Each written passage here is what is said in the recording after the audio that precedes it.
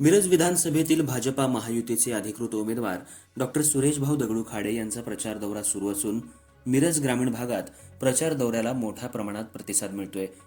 मतदारसंघातील विविध संघटनांनी डॉक्टर सुरेशभाऊ खाडे यांना आपला सक्रिय पाठिंबा जाहीर केलाय. त्यामुळे मतदारसंघामध्ये खाडे यांना ताकद मिळतेय.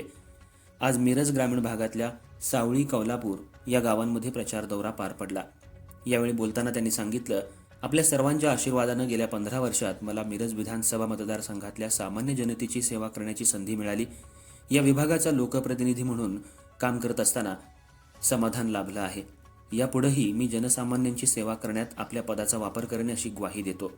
मिरज ग्रामीण भागाचा विकास करताना कोणताही घटक विकासापासून वंचित राहू नये यासाठी माझा नेहमी प्रयत्न राहिलाय.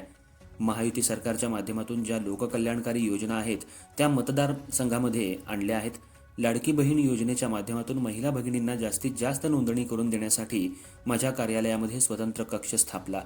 तसंच बांधकाम कामगारांना नोंदणी करण्यास कोणतीही अडचण येऊ नये म्हणून गावांमध्ये कॅम्पचं आयोजन करून बांधकाम कामगारांची नोंदणी केली. विकास कामाचा आराखडा सांगायचा झाला तर मिरज मतदारसंघाचा आलेख चढत्या क्रमांकावरच आहे. आरोग्याच्या दृष्टीनं सोयीसुविधा निर्माण करून देण्यात आल्या आहेत.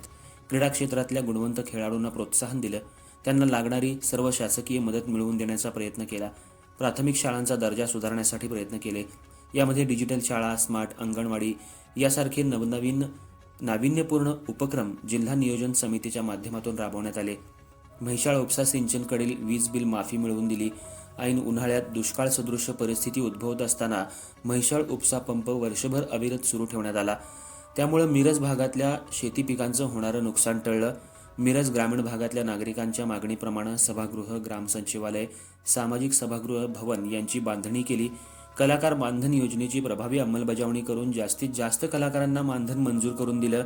ही सर्व कामं करू शकलो ते आपल्या सर्वांच्या आशीर्वादामुळेच, अशी भावना त्यांनी नागरिकांशी बोलताना व्यक्त केली.